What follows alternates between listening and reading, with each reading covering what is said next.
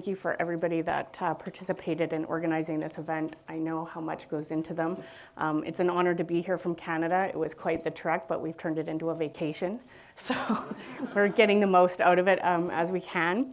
So I'm going to just tell you a little bit about myself, my background, my education, and then we're going to dive into, I guess, my perspective as a practitioner with working with a lot of humans helping horses, because if we're going to help horses, we got to go through humans. And so there's a lot of stuff we think, there's a lot of beliefs that have been created in this industry worldwide that really hold our horses back from living their best life.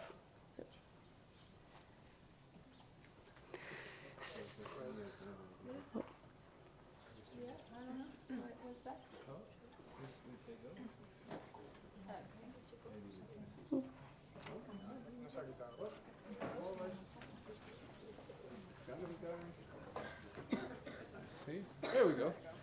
Okay, so I've been in the natural health industry starting many years ago because of my mom, and she started out as a clinical nutritionist for humans, actually, and so that's sort of where I got my first, I guess, eye-opener of what's available for natural options or holistic options for people.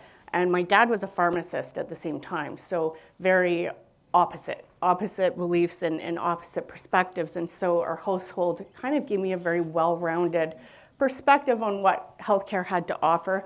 It's very different in Canada and North America than it is in many places in Europe, I know that much. And then I went on and I pursued a career in the pharmaceutical industry, and I ended up getting my Bachelor of Science in Organic Chemistry, and I ended up working for a biotech company for quite a few years, and my job was basically process chemistry, so scaling up pharmaceutical drugs for industry, so for resale.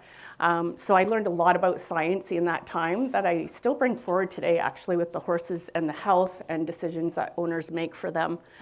And then I came back full circle and I joined my mom, who was the CEO and founder of Riva's Remedies. And Riva's Remedies is a widely used product in North America for horses, so very holistic. So homeopathic, herbs, nutrition, the way it's intended to, the way we're using it. And so I joined her in 2011. So I came back to the natural health world specifically for horses. And since then, I've helped guide thousands of horses back to good health from a variety of different health challenges. I also am an instructor and creator of a couple of online courses. One is Healing Horses Their Way, which is a 12-week program I run every year online, and Resolving Equine Metabolic Syndrome Naturally from a very holistic approach. So just my credentials, I have a Bachelor of Science in Chemistry from the University of Alberta in Canada. I have an MBA also from the University of Alberta, and I'm currently working on, I say this every year, my degree in homeopathic medicine and science in Canada also, but I have about another year to go before I'm completed with that. It's been, so I thought I'd put a few pictures of my animals up here too. They're with me in spirit. This is my horse Gambler. He is a paint, or done, I should say, but he is a paint and color, and that's my dog Bella. So when I'm not doing this, I am hanging out with them as much as I can and working on my horsemanship. So today I have an outline, and I'm going to try and talk slow, so hopefully the translation comes across. Anything you need me to clarify, just ask. But I'm really going to talk about the impact of becoming your horse's healer, like what that means for you, but also what that means for your horse. And I think so much when we are tackling health problems with our horses, we feel a sense of being powerless or sometimes hopeless. Like all the control is out there and we really have none, and that creates a lot of fear and worry. So my entire job is about empowering people to take those decisions back and doing the best that they can for their horses.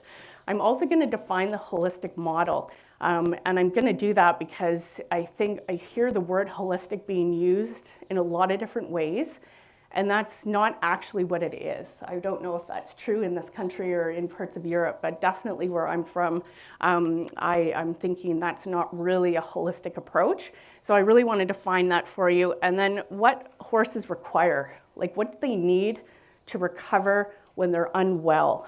So most of the work I do is with unwell horses. I don't actually work with very many healthy ones because it's usually when they're sick that people get desperate and they need to seek help. And so very little happens for prevention, although I am pro-prevention and I'm always talking about prevention. So I'll be talking about that as well. And then I'm going to talk about some mindset stuff. So different ways of thinking about illness in horses, and not just about how they got there, but how we're going to get them out of it.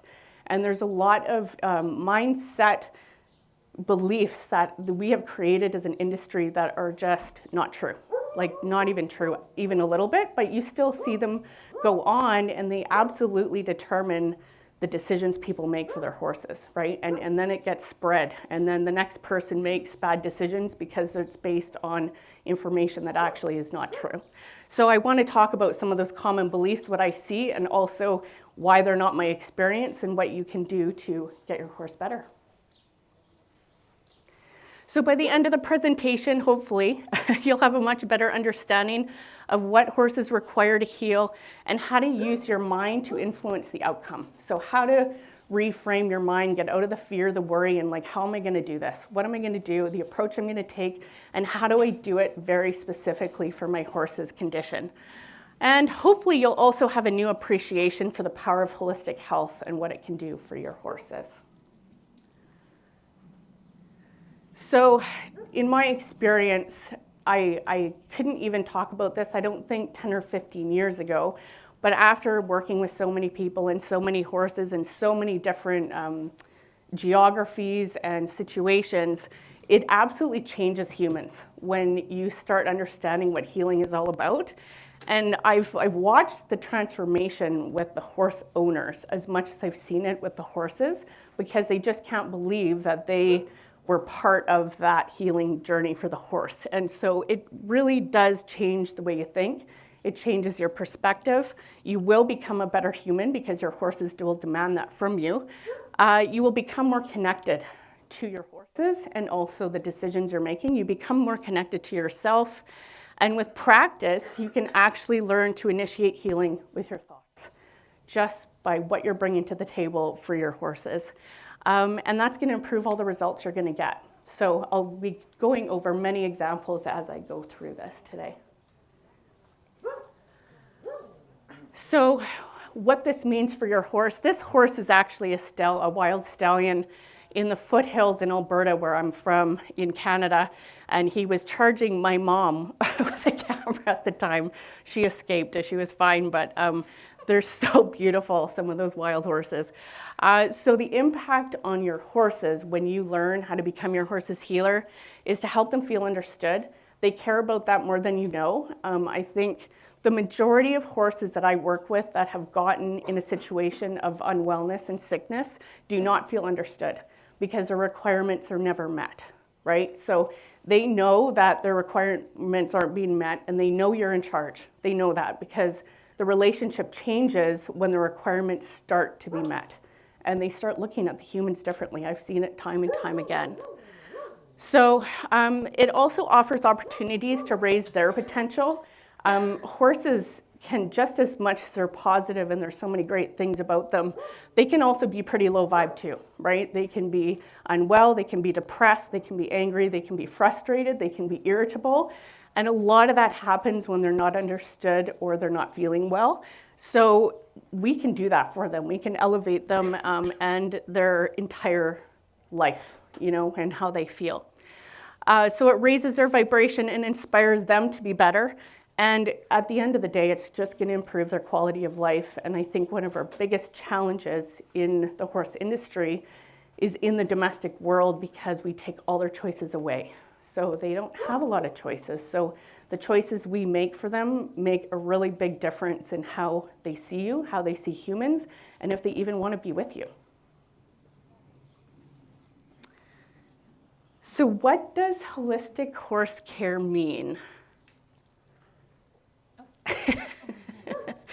And really there's two approaches. And I get asked this all the time from a lot of clients and a lot of students. Can't we just integrate and be all in one? I try to. I think I'm very integrative in my approach. But you'll see when I define both of these strategies that they aren't really integrated. They're very opposing in the body, they're very opposing in paradigm. So, and I think that's why, when you kind of hear people talk about natural health, it's alternative. It's always an alternative, right? It's allopathic is traditional mainstream, and the rest is when that's not working or too expensive. Like, it's always the alternative. And my mom has always been talking about, this is my mainstream. Like, holistic horse health is my mainstream. Everything else is the alternative. So we try to be integrative, but really they are very polar opposites, and even where they started. Whoop.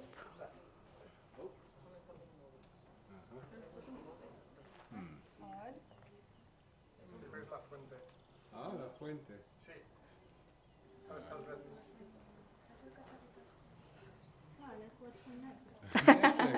Change a movie. Here we go. Okay. We always have So the principles of allopathic medicine, and this is just very traditional medicine, and definitely in Canada and the US, this is primary. This is where horse owners go to get help first, almost 95% of the time. And the primary objective of allopathic medicine is to relieve symptoms. So your horse has a problem, your horse has a symptom, your horse has any kind of condition. This is, we just want to take it away. We want to do whatever we can just to fix it and get over it with the horse. And really often in a lot of cases, it's the last thing you should do if you want long-term success. It suppresses symptoms. So those of you that are familiar with homeopathy, I think it's a lot bigger here than it is in Canada. We don't want to suppress symptoms. We want the body to express them so we can see them, address them, and deal with them appropriately. And whenever you're using prescription medication, and especially for horses, if I had to pick one animal or one species that medication was the hardest on, it's horses. And I think that's just because they are so connected to the natural world. They don't need something that powerful to pull them out of illness. They need what Earth already is providing them. And so I see more severe side effects, I think, with horses and medication than I do any other dogs, humans, cats. And it's just because of partly who they are and how sensitive they are. So with any type of treatment, you're altering biochemical pathways. And that's just fact, it's science. And that is why you see so many side effects, is because it's really altering the biochemical pathways in the body to get a certain outcome, whether that's an antihistamine for hives or steroids for autoimmune reactions or non-steroidals for inflammation or some mobility issues. It's all doing the same thing, but none of it comes free. There's always a price to be paid. And allopathic medicine can be very effective for acute care. So I'm not completely against medicine when it's necessary. So a horse falls, punctures himself, can't use the medication, get the horse some relief, get them moving, walking. Then you got to come up with a plan. You got to come up with a plan to support them and heal them through that process. Most of the conditions I deal with are chronic, which means it comes back to diet, nutrition, and lifestyle. And so to medicate for those reasons, it never usually ends well, because we're just sort of perpetuating the problem. I don't know. Cuando se utilizan medicamentos así, muchas veces la gente no acaba bien, porque al final lo que hacen es perpetuar. Oh, and we're back. Trying to connect. Who is Redmi 10C? Oh.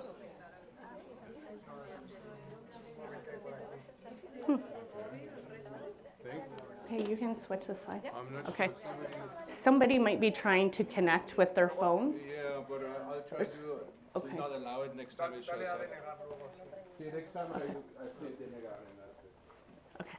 So principles of the holistic model. So this is my area. I'm not a veterinarian and I don't practice prescribing or diagnosing or allopathic medicine for horses. But I am a practitioner of holistic health. And so for true healing to occur, Every dimension of your horse's being must be addressed. So you can't separate the body from the mind, from the spirit. It all has to work together. It all does work together.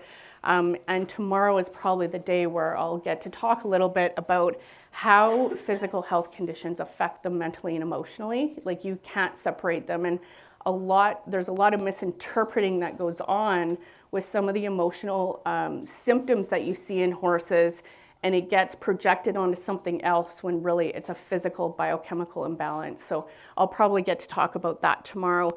Every horse must be treated as unique, and I'm talking about this all the time because one of the most common things I see out there are very blank general statements that apply to every single horse on the planet, and it's just not true. Most of the comments and opinions you see are for one horse. It doesn't mean it's for thousands of horses. And so you can have 500 horses that have been diagnosed with Cushing syndrome, or PPID is what we call it. They will all present differently, right? There's some generalities, but there will also be some very distinct differences amongst horses. So you can't make general statements like what worked for that horse is going to work for this horse and vice versa. To be effective, you must identify the underlying cause. And so whenever you're approaching a particular health problem, if it's not working, this is usually the reason. The underlying issue just hasn't been identified yet, and it hasn't been addressed. And usually once you start working towards the right thing, almost 9 times out of 10, you're going to get results unless there's something else more severe going on. So the holistic perspective, in summary, of equine disease and unwellness is that every horse has a physical intelligence to keep the body balanced and well. Chronic conditions are caused by diet and lifestyle, 9.8 times out of 10, this is the truth. Symptoms are the expression of disease, and so sometimes you'll see horses going through the recovery process, and as they do that, you may notice things start to get worse at first. Like, skin problems start to get more severe, or they come back. They disappeared for a while and they come back. And that is all the unraveling of the layers that have been suppressed time and time again, and it usually is more prevalent in older horses. Disease is a body's way of communicating that there is an imbalance. So I never see it as a negative. I always see it as a positive, because I know if it's not now, it's later. It's not if, it's when. There is always going to be a health crisis. It's just, are you on top of it quick enough? Do you recognize it quick enough? And that can present itself in any of the bodies, whether it's physical, mental, or emotional. So the mind, body, and spirit are interconnected with each other and the environment they're in. That includes us, right? So all the environment that horses live in, if they are untouched by humans, they have a very different experience. If they are around humans all the time, they start taking on a lot of our physical stuff, a lot of our mental stuff, and a lot of our emotional stuff, whether you like it or not. Horses just do that. Their biofields are so expansive and so big. So I've seen horses take on health conditions of the human, and the human doesn't realize it until way later. And it could be a deficiency even. And then later it'll be like, yeah, that's really funny because I got diagnosed with a sluggish thyroid 2 years before my horse did, or I get B12 injections too. It's funny that he's also low in B12. So watch yourselves, look in the mirror if you've got health problems, make sure that you're aware of those things, because your horse will and does take them. And that's just because they're sucking up everything from their environment, from their humans to the forage they're eating. And even, I'll talk about this more tomorrow, but even horses that move more through geography, through land, and they travel more, their immune systems and their microbiome is more diverse than horses that stand at a round bale of hay all day and don't move. Very different health profiles. And so that is true for physical and emotional as well. So when you're trying to take a holistic approach, these are the modalities that you're going to be considering. Diet, for sure, lifestyle, emotional health, stress management is right at the top of the list. So horses are so sensitive to everything, whether it's, your emotional state to what they're eating to where their friends are to something that moved in the pasture. They are so incredibly sensitive, and so stress management has to be part of your preventative program. It also has to be part of the recovery process as well. Natural hoof care, one of the biggest killers of horses today is laminitis, and there's no excuse for it. We know more. There's enough information available worldwide now to not ever let that happen, and yet there's still thousands and thousands of horses being put down from hoof pain, and it's so preventable, especially if you get it on it early enough. Therapeutic nutrition is my area, so I do a lot of nutritional therapy with horses. That doesn't mean necessarily all from food. I use specific nutrients very specifically for their properties, especially to support horses in unwell situations.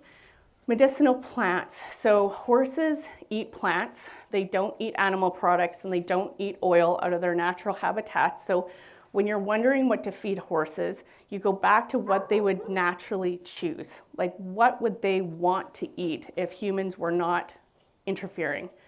And we have so many horses out there eating buckets of oil, and I mean liters of it, every few months. And so would a horse ever go up to a bucket of oil and drink if it had access to this, right? Never. So you got to go back to what horses know and who they are and how they digest to really know how to feed them appropriately. And homeopathy is a passion of mine, and you guys do a lot more with homeopathy here than I think we do in North America. But I've seen so many remedies save horses' lives. They are so incredibly sensitive that homeopathy just works very, very well.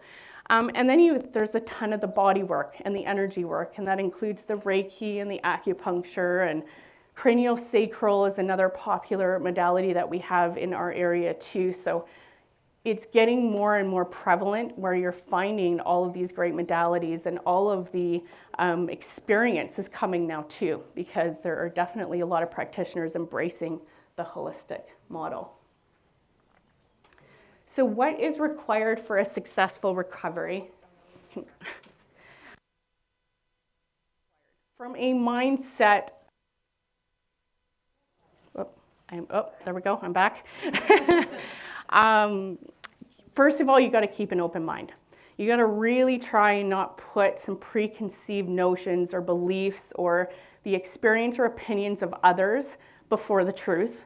So that means stop listening to Google, following your intuition a little bit more. So when somebody says, oh, that's never going to heal, you've got to do this, don't make a decision right in that moment. Give it some time and really listen to your intuition about a lot of this. And keep open to possibilities. Consider all aspects of their well-being, not just the symptom you're trying to fix. Usually the symptom you're trying to fix is a byproduct of something else going on. And a really common good example of that is uveitis. You get these horses, and uveitis is moon blindness, so it's an autoimmune condition of the eyes. And in almost every case I've worked on, I got success with it because I didn't focus on the eye. I focused on all the other things that were causing the inflammation that was destroying the eye, right? So you got to kind of look deeper, keep an open mind, consider all the other aspects that are disrupting their health. And the most important is look for the underlying cause. And I'm not going to say the only way to do this, but one of the best ways is to determine the underlying cause is to when did it happen? Like what happened that triggered that particular health event? Was it a move? Should I wait?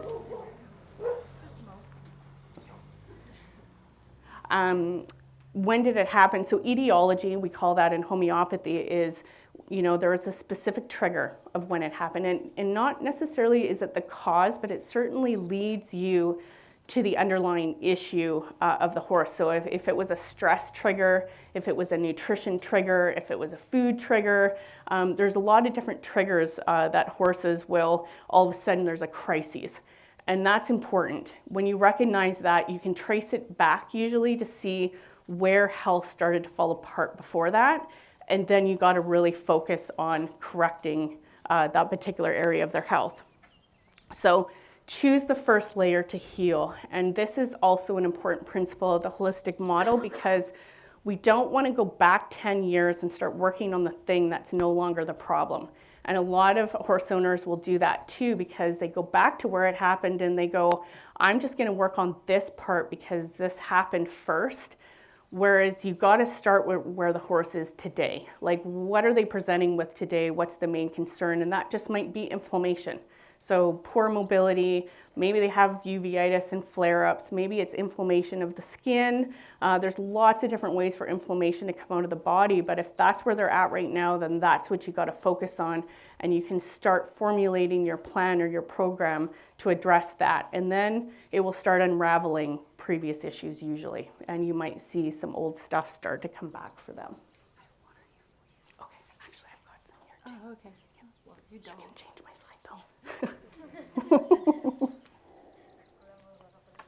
So there are two really important pieces to guiding a successful recovery for horses. The first one is knowledge. So you can't do it without some foundation of knowledge. Depending on the severity or the progression of the condition your horse is struggling with, I would recommend getting professional help. Don't try and sort that out on your own. You can make a lot of mistakes when you're first starting, which costs a lot of time for you, for the horse, and it's financially expensive in a lot of cases too. So find the right person to work with and get that help. And if you're on that learning journey, you know, the more knowledge you have, the better. You've got to know the information if you're going to be able to make decisions and be informed. But really, as a horse owner, it's mindset. And the reason I even do this presentation, I started talking about this probably about 4 years ago, because I started to see patterns in successful outcomes with how that person was thinking about it. There was just some characteristics about the horse owners that determined how successful that case was going to be, not depending on how serious the problem was. So, for example, I would see a horse that's getting ready to be put down. Like, the euthanasia is imminent. They may have 2 weeks, they've been told, and it could be something from an injury, or it could be really advanced Cushing's disease or PPID or something like that. And I would start working with the horse owner, and I would know in the first 5 minutes how good of a shot this horse had, and I was usually right. So after about years and years of watching this and being able to determine this, I thought, you know, we have probably 50% of the responsibility for the outcome success, right? So the decisions we make, what are they based on, how that owner's going about it, the stress that owner is carrying about it, and what they're projecting onto the horse all really helps determine if that horse is going to be able to recover or not.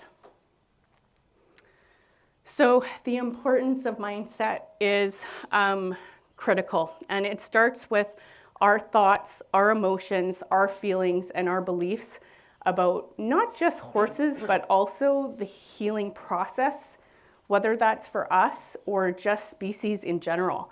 And so how do your emotions and beliefs impact your horse?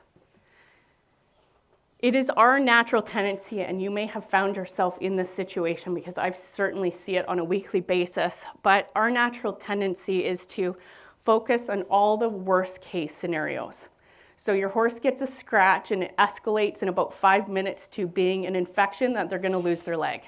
Like, I see that all the time, and it's scary, and people don't really know what to expect, and so you're bracing for the worst case scenario.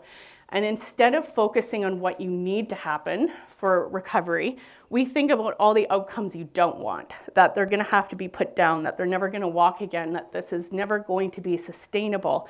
Medication is too expensive. You can't afford it. You have to give your horse away. And those are all the initial thoughts and feelings that people have when they get that first diagnosis. So it doesn't have to be an injury. It can be even just a diagnosis of equine metabolic syndrome or PPID or laminitis or navicular ulcers. It's all the health conditions.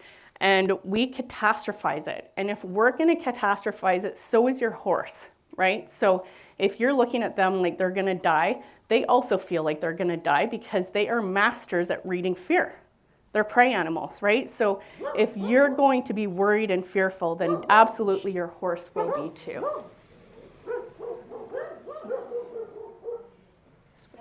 Yeah.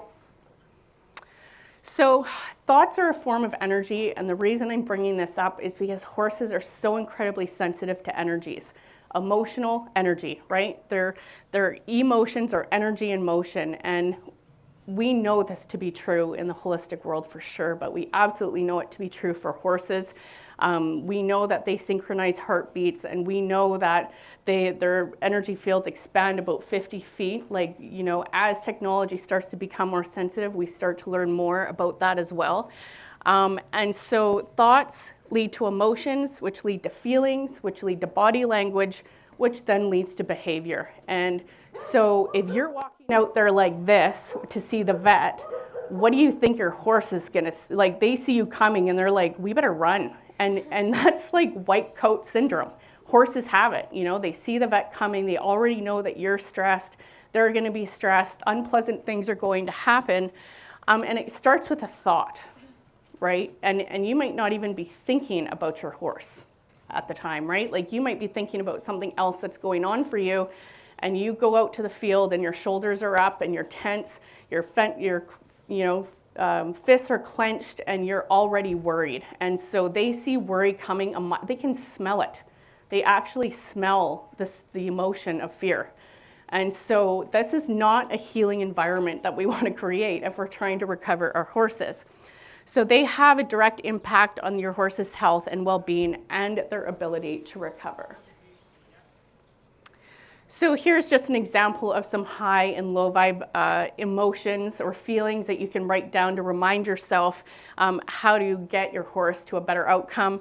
Low vibrations are the fear, the worry, the anger, the jealousy, the shame, guilt, grief, and blame. And I see all of these emotions in horse owners regularly. I would say shame and guilt are right up there too, because often humans feel terrible if they've, you know, I'm not even going to say contributed, because we don't blame, but if they feel like they're responsible or they could have done something different and they didn't. Right? And so then they project all of that fear, shame, and guilt onto the next horse, even though this horse is fine and has no problems. And, you know, they feel all the emotion coming from the last situation. And so we really want to be careful with all of these emotions and how, if we are bringing these to the recovery process for this horse, because they know these emotions better than humans do. They are extremely emotionally intelligent. And we want to stay in a place of love, joy, peace, and acceptance. And that includes diagnosis acceptance, right? So if your horse gets a diagnosis, you've got to get to a place of acceptance so you can move forward with a plan, you know, to put a plan in action. So horses are very emotionally intelligent. I think they're more so than humans are in most cases. They know how to live in the present moment. They know how to read other horses' emotions. They know how to read human emotions. We are not so good at it. We're not so good at being self-aware and being emotionally present, and also having that emotional intelligence to say, I'm not going to put this on my horse today. And maybe today is not a good day to see my horse. You know, so if they're unwell and immobile and they're struggling with laminitis and depression and a bunch of other things, and you're having a very stressful day and you're depressed, stay away. Like, just stay away from your horse that day, because they don't need to carry that too, because they always feel obligated to do that. It's just part of their nature and who they are. So emotional intelligence really is about gaining self-awareness, being aware where your emotional state is, but it also helps build confidence. You know, when you're really emotionally intelligent and you have some important decisions to make about your horse's care, you really need confidence to stand behind those decisions and feel really good about the decisions you're making, so you don't end up in a place of regret, guilt, shame, like you should have done, shoulda, woulda, coulda, right, is how we say it in English. Like, we would have, we should have, but we didn't. So we want to have confidence about all the decisions, so that even if it doesn't work out the way you hoped, you can at least know that you did everything that you could to make it a success. It improves your decision-making skills. So when you're emotional is never the time to make decisions. And it also reduces your stress too, because you're very self-aware about what you're doing and why you're doing it. And you want to be clear about what belongs to you and what belongs to your horse. And when you're making decisions because of where you are currently or what your hesitations, fears, or beliefs are, your horse is not going to reap benefits there, right? You want to always do what's best for your horse, put your own agenda aside, and really get clear about that, or at least ponder it until you get to a place of acceptance. So and this is a proven fact too, by the way, I'm not just pulling these out of thin air, but when we're emotional, we know our IQ falls. Like, we are less smart, we are actually quite stupid when we're very emotional, because our brain can't do both at the same time. We can't be in thought and analytical and informed and all of those things required to make good decisions when we have a high emotional quotient. So don't make emotional decisions, instead make informed ones. You know, you want to get the information, and I always have the rule for myself, like if I'm feeling emotional, I'm not making a decision until that's gone, right? And I know I'm making a better decision based on information instead of what I might be worried about happening. And that's about not catastrophizing the situation as well. So on that note, horses want a leader who offers consistency, clarity, and security, not instability, indecision, and stress. And the bottom three is usually where we are when we do receive that diagnosis, when we get information about our horses that put us in a really fearful state, that it's worst case scenario, we're going to lose them, this is going to happen, that's going to happen. We want to lead them. So one of my actual prescriptions, if you want to call it that, when you're working with horses is, especially unsound ones, is go tell your horse they're going to walk better today. Don't be scared that they're not going to walk better. Go tell them they're going to walk better today, and you're going to walk with them, even if it's 10 more steps than they did yesterday. They have to believe that you believe, or they won't have the energy to heal. And I've just seen that over and over and over again across thousands of clients. And it's always the owners that approach it with clarity. They're very concise and sure about the approach they're going to take, and they're calm. They're very calm about it. So if the horse has a bad day, it's no big deal. They just let it go and they focus on the next day. And that's really the emotional state that your horse needs, so that they believe that there's hope. So having the right mindset means you're clear about what needs to be addressed. You're clear on the outcome you want for your horse. You are clear on the approach you're going to take. And remember, your horse's opinion is the only one that counts. That means if they're not getting better, do something else. You know, so and so often we get very busy in our minds with what other people are telling you to do and what other people think is going to happen, with very little knowledge and experience. And so when in doubt, focus on the horse. If the horse is getting worse, then you're doing the wrong thing. If the horse is getting better, you're on the right path. And healing doesn't happen in 24 hours, as some of us might like. We like to have fast results, but that doesn't happen when you have horses struggling with really chronic lifestyle conditions like PPID and insulin resistance. It took them 10 years in most cases to get to where they are. We need to give that time, right? There's time required to heal there. So as long as the trajectory is going in the right direction, you can feel good about the decisions that you're making.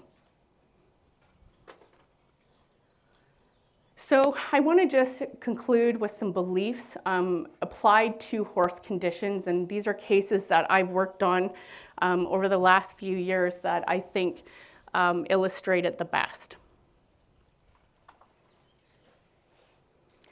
So belief number one, there's nothing that can be done. This is probably number one that I hear. There's nothing that can be done for my horse. This is a hopeless case.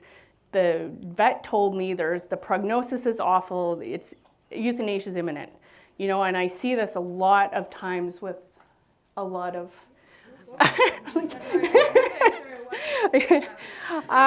so this is pituitary pars intermediate dysfunction, or PPID, and this has become an epidemic across the world. This is pushing? Yes. Yeah. So I prefer the term Cushing's. This is a new term that they've used to really blame the pituitary gland. I'll talk more about that tomorrow, but this has become an epidemic in the horse population.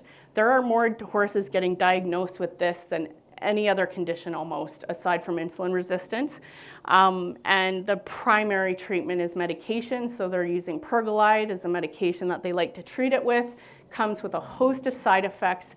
This is a diet and lifestyle condition, and I have tons of hours of information I could talk about right now. I just don't have time. But the consensus is that there's nothing you can do for this condition. They're going to be medicated, and then they're going to die. Like, that's just how it is. And it can't be managed without medication either. So this is not true. This is a case that my mom actually worked on quite a few years ago now. This was not an overnight, right? This was not an overnight transformation, but it was a transformation. Like, that horse completely came back and ended up living till he was in his late 20s. And so with Cushing's, for those of you that are not familiar with it, symptoms include not shedding. So they'll slow shedding, their hair will go curly, they will get very depressed, so lots of depression goes with it. They will start muscle wasting, so muscles will start to atrophy. Laminitis is a huge risk with horses with Cushing's or PPID, and it's all caused by irregulated hormones. And they blame it on the pituitary gland, but it's way more complicated than that. I don't believe it is the pituitary. I think that's just the final result. And so because of that reason, they haven't really found a good way to address it. And so after 5 years of diet, lifestyle, and this was in a boarding situation where the horse didn't live with the owner, so the owner was having to go to the horse every day. And a big part of the program here was movement. You know, in a boarding facility, you don't always get those options, and that owner showed up every single day and moved that horse, even when the horse was too tired to move. And that was just the commitment the owner made. And 5 years later, shedding again, sweating stopped, like all the symptoms of a condition that supposedly has no treatment options was over. So the horse did not die of Cushing's. The horse was never medicated for Cushing's. And I think the horse may have passed in his late 20s from a growth. I think it was a growth in the digestive tract. This is another condition that you'll hear that nothing can be done for. This is an ulcerated sarcoid. Sarcoids are pretty unsightly. Nobody likes to look at them. They're not life-threatening usually. They don't move into the vital organs. They're mostly on the skin, but they do spread. So they'll spread around the body. We think it's a papillomavirus, it's a viral condition. And so things like high stress, high toxicity are all things that contribute to sarcoids and the spread of sarcoids.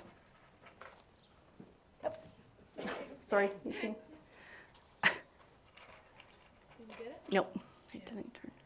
Wait, there's one here.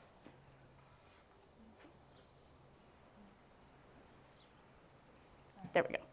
So in this case, this was a 4-year-old horse. So that's pretty young actually to have a sarcoid. Usually it's later on between 10 and 15. But this horse was pretty young, and we started treating vaccine toxicity. That's what we addressed here because the horse got the vaccines. I think there was probably a 6-way, and immediately this happened within months of that, those injections. And so we started treating that like a toxicity problem. Viruses are considered toxicity as well. So we just started really supporting the immune system through this. And the sarcoid over about 4 months just disappeared. Like all the sarcoids just started to get better. Does that mean that the virus is probably gone? Viruses are very hard to eliminate because they like to hijack machinery of the cell. So it's probably laying dormant again. And if this horse were to get vaccinated again, or regularly, like annually, like over-vaccinated, or there's a lot of stress in this horse's life, it probably would come back. You know, so in this case, you just have to be careful with the decisions you're making going forward so that you can continue to support that immune system. Belief number 2, they're too old to recover. So I hear this a lot too, like he's in his 20s, who cares? I care. So, we care. It doesn't matter how old they are because horses can live very long, healthy lives well into their 30s. But if you've had a horse that's been unwell for a very long time, and it's been like that forever, it becomes your new normal. So it becomes normal for you. And it's not normal. And there's a lot of things that you can do for these horses as well. So this is another PPID or Cushing's case here too. And actually the Cushing's was the last thing we were really worried about. It was actually his hoof soreness. So he was laminitic for about 20 years. So he was sore, immobile for about 20 years. And when I finally started seeing him, it was to the point where he wasn't walking. No, I have a video here on the next one. You just play it? I think you can, Yeah. See if that works. So this was how sore he was the first time I saw him. And this is how he walked for years. Now it's worse on concrete, it's worse on hard ground. He was better in soft pasture or like soft footing. But the interesting thing about this horse is he never let it get him down. Like when the owners finally started,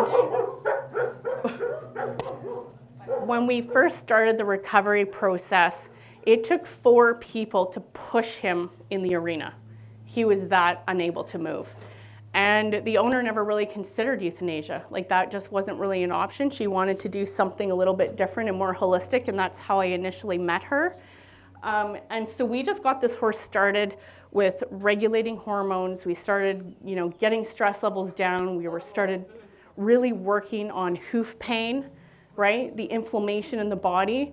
And he was doing flying lead changes in about a year. I would say it took about a year for that to happen. And that's just what it takes for a case like this, which has gone on for so long, over so many years.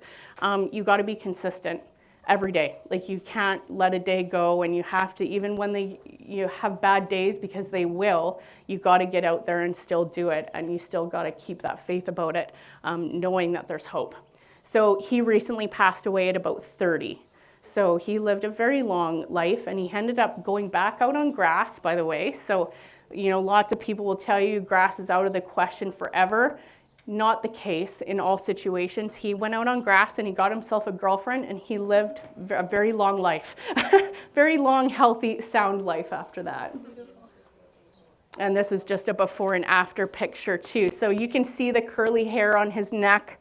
And he's got kind of a greasy look to him, his hair coat, and it's long, and this is when he first started to shed after a few years of not shedding out properly. And then he was back out on grass, and you could barely tell, So this is all done with stress management, nutritional therapy, medicinal plants, and nothing unnatural crossed this horse's lips for at least a year or two that we were working together. And it pays off. Over time, it absolutely does. So belief number 3, this is the last one. Everything with no results, nothing is ever going to work. And that's when somebody ever says that to me, I think to myself, well, then you haven't tried everything. Because this is my job. I do this every day for the last 15 years, and I'm not even close to trying everything there is to try. It's just because it's not in your purview, it's not in your awareness, you have not heard of it before, you've not taken a certain approach, you have not addressed the underlying cause. That's the reason, right? That's the reason these horses don't come back. And sometimes it's lifestyle related. It has nothing to do with food, it has nothing to do with the supplements in the bucket. Sometimes it's lifestyle, and your horse is very bothered or stressed about something that you just haven't recognized yet. So I never ever hear myself saying that for sure. So this horse lives in Germany actually, and I worked with this horse last year, and she was a 9-year-old mare, and here's all of the symptoms she had at the time. Bloating, you can see it in her body. She looks like she's about to explode. So bloating, distension, fat pads, crested neck, excessive hunger, swollen udder, irritable, moody. So this profile, this combination of symptoms describes equine metabolic syndrome. This is insulin resistance. This is every single symptom you could have if you get a diagnosis like that for your horse, and you can see it. So a lot of these horses this is all fluid retention, actually. This isn't necessarily weight or fat pads. And you can just see the distension coming out of the tissues. And she also had tremendously bad sweet itch, and since she was 7 months old, and her mom had it too. But I also know that all these hormonal cascades that happen with insulin resistance also lead to poor immunity. And so am I working on sweet itch? Not even close. I don't even care about the sweet itch right now. I care about getting hormones regulated, insulin regulated, and getting that immune system supported that way. So she had access to Freedom, Friendship, and Forage, so I didn't do anything with that. I didn't have a hay analysis. I didn't know what the sugar content was either, but I actually didn't really care because I knew that there was probably some other things we could do here. And a lot of people think that there's no hope because I can't take my horse off grass and I can't take them off a round bale, or I can't switch the hay. Not always true. A lot of the times it's because they're nutrition deprived. Like they actually don't have the nutrition to regulate hormones effectively and to metabolize things properly. So I didn't make any changes there, but she did note, when I looked at the supplements this horse was on, they weren't actually bad either. Like they were it was pretty clean, relatively speaking, compared to some of them I've worked with. So I just thought, well, we're just gonna do something a little bit different here. And we pulled them off all the supplements, or pulled her off all the supplements, and we just changed the way we provided them. Like I just picked some very specific nutrients out, and we just got her started on a much different program. So this was 3 months later. Completely different horse. And when she first sent me the picture, I was like, oh, I think you sent me the wrong horse in the pasture, because wrong color, wrong shape, like wrong everything. But it was a complete and utter transformation in a very short period of time.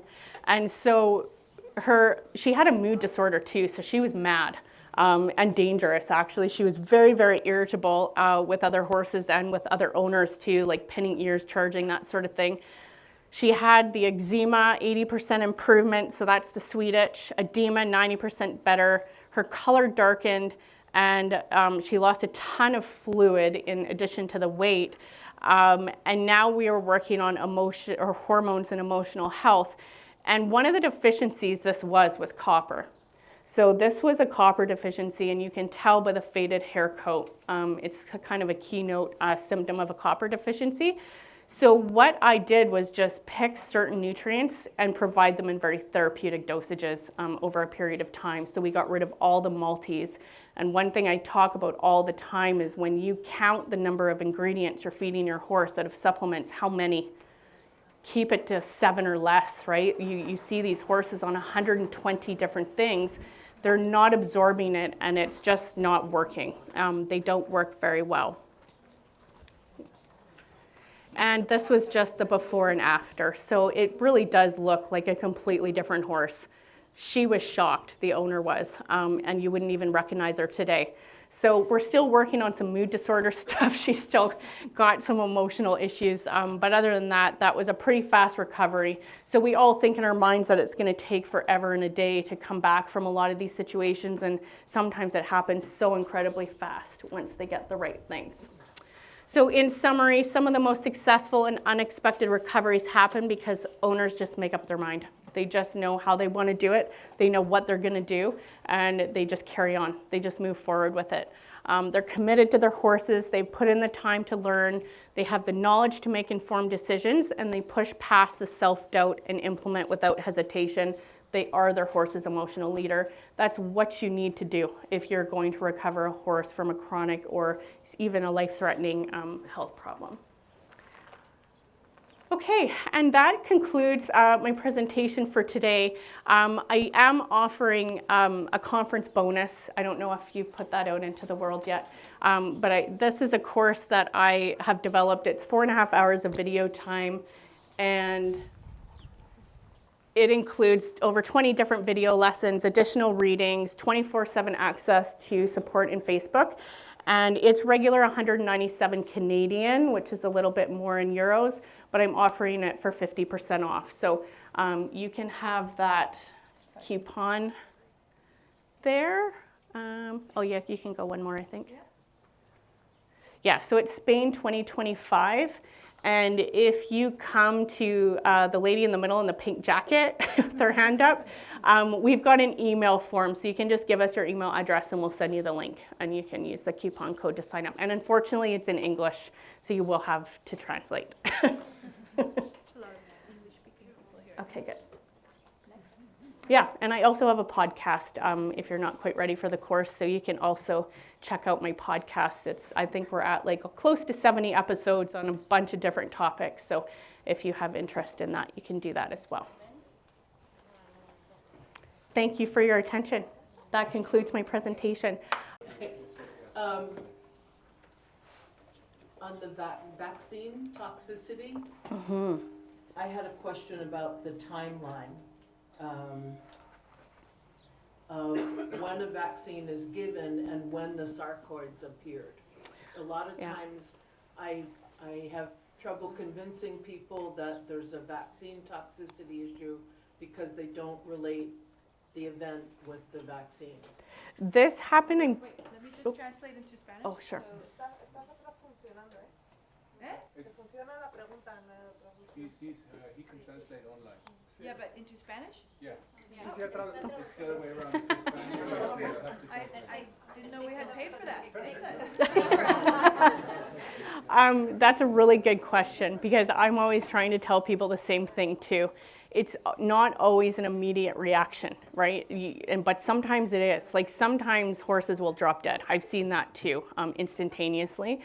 And then sometimes it takes, within a year, right? But after you see the way those reactions present over time, enough times, you just know that that's what it's all about. And I also don't know, I can't even say if it's one set of vaccines or like you have some of these horses that have been vaccinated for 25 years and it's just the 25th one that knocks them right over, So it's an accumulation as well. It's not just that one instance, but it absolutely affects them over the long term. And so whether it happened right after or within a year, toxicity is one of the biggest underlying causes of disease, and vaccines are right at the top of the list there as far as what we're doing to horses. And it might not even be the one vaccine, it's that we're doing it 6 different ones at the same time. Some people do them every 6 months, right? Depending on what area of the industry they're in, if they're performing and competing and traveling.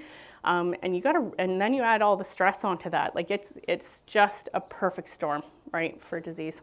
How do you explain that to your client? Just like that.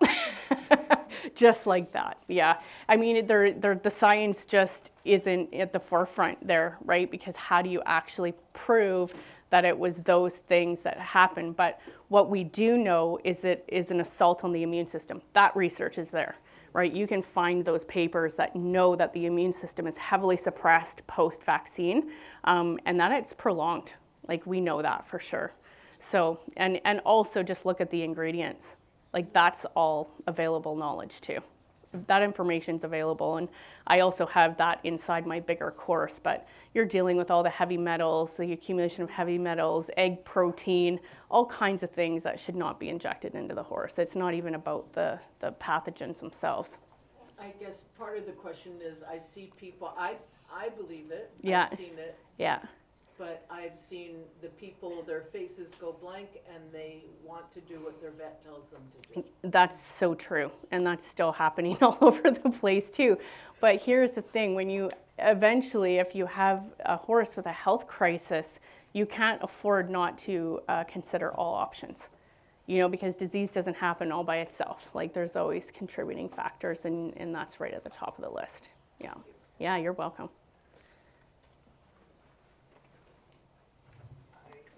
I had a question. But Sure. First of all, I'm really amazed and full of gratitude for this presentation. It's awesome. Oh. And when you started the talk, you talk about the challenges in domestic world horses Yes. and this restriction of freedom.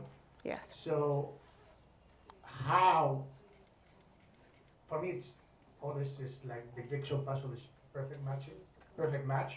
But this restriction of freedom, like in the domestic world, how to put it to daily activities and how to communicate to equestrian centers or equestrian places, just not to get there, like, you're nuts, you're crazy. Yeah, I'm glad to hear these questions because they're very the same as my country. Like we deal with all of the same types of things, and usually it's very hard to communicate to entire facilities or centers because there isn't a problem yet. But when the individual owner is trying to solve a problem that is going to end up killing that horse at some point, that's when people tend to listen because they don't have any other options. And so I guess in my position, I wait for people to come to me that are desperate enough that they have to listen. Because it's very hard to just put it out. Like if you look at my podcast list, I'm talking all kinds, stress and prevention. Nobody cares. Like, nobody cares till they have a problem. And that's so true for us, and it's, I think that's just worldwide. But if something, kind of bothers or stresses them enough, that's when they tend to go, okay, we got to make some changes here. I wish they listened more because it would improve performance. For some of those performance facilities, if you get horses out being able to move their feet and live in families and, be who they really are, it would absolutely improve performance too. Totally. Yeah. 100%. Yeah. Thank you for that. Yes, you're welcome. Some of the healthiest horses I see your herds around here. This is how horses should live, right? Roaming on hills and eating forage and choosing their own food. And in Alberta, some of the healthiest horses I see are living out on 160 acres or quarter sections. I don't know how you do property here, but large areas, and humans don't see them for half the year. They are just out feeding themselves, pawing through snow, even very little food, but they're following the rhythm of how they should be living in that climate. And so they come out of spring looking better than the other horses, which the owners have put in a padded stall and, tried to protect because usually they're expensive and they just don't want them out. But definitely there's a price to be paid for health, in those situations.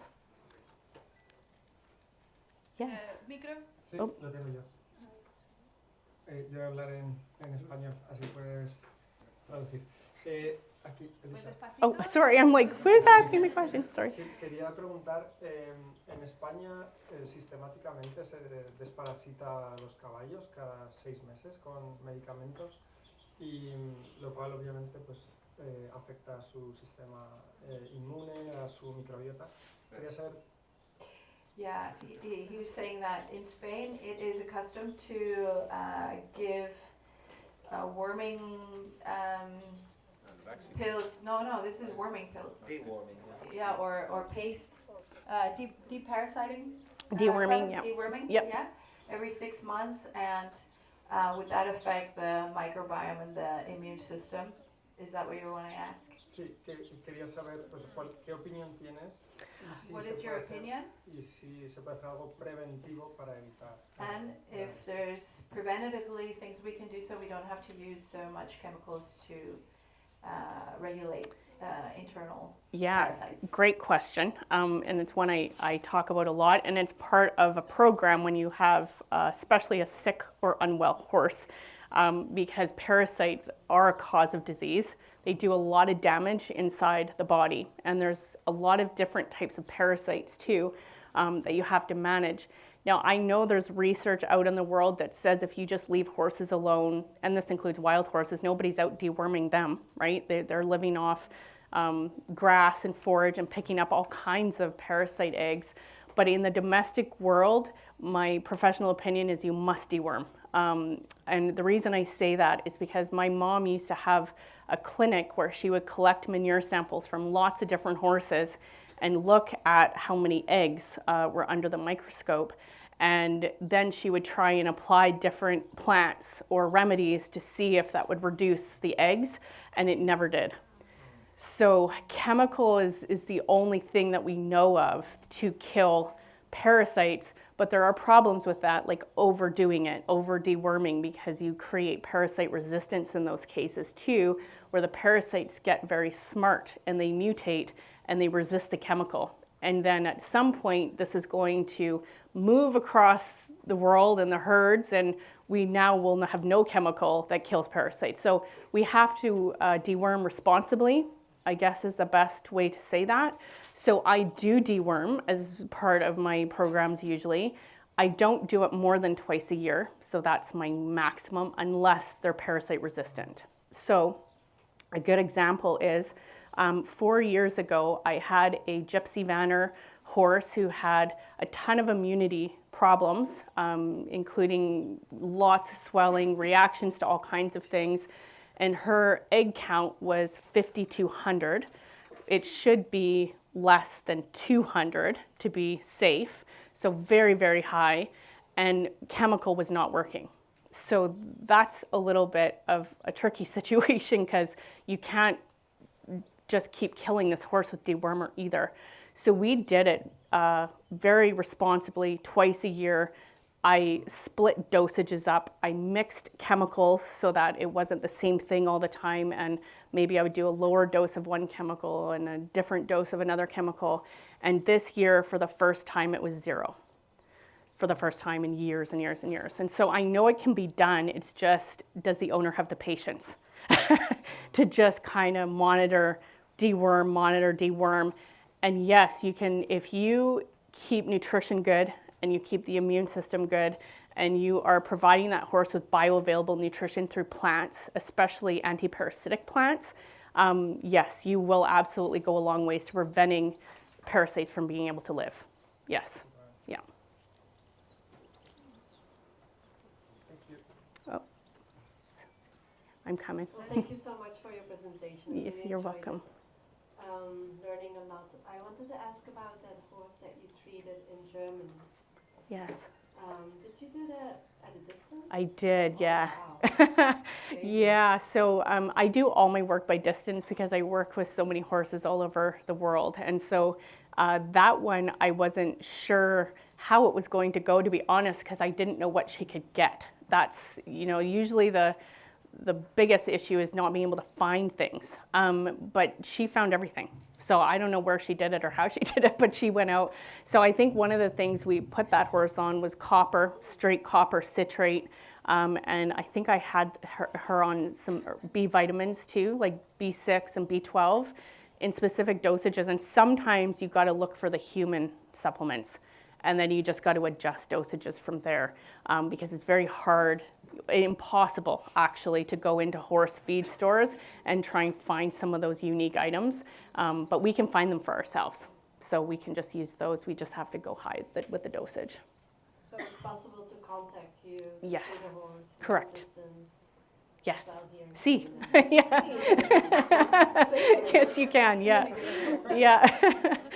Yeah, you can just find my website, ElishaEdwards.com, and you'll find all my information there on how to book. Yeah. Thank you. Yes, you're welcome. I think there were a couple of questions over here. Yeah, I wonder if you'd say something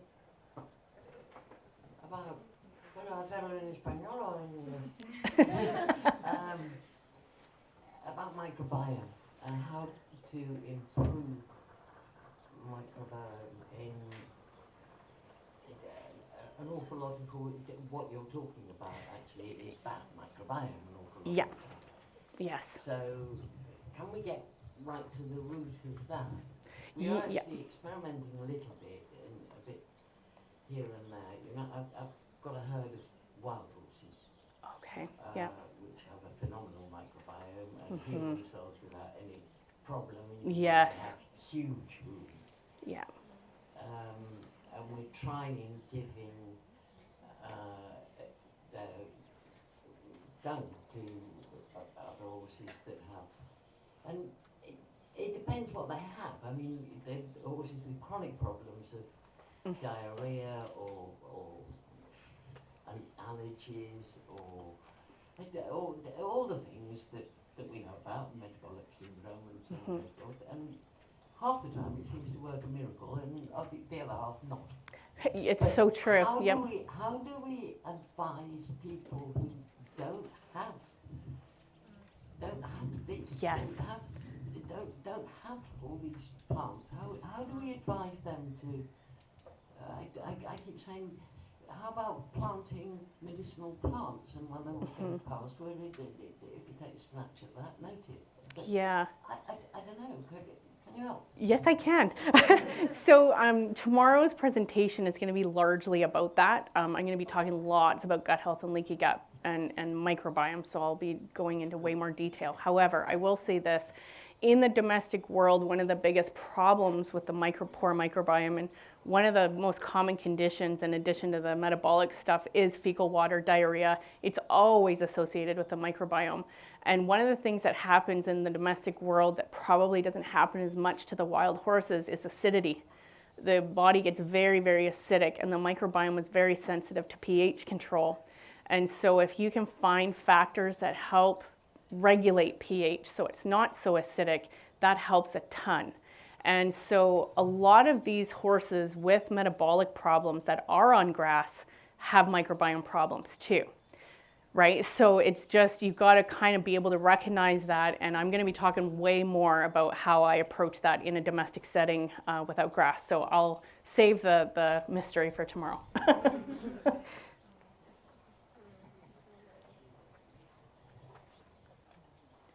Any other questions? More questions? Nope. Think we're good?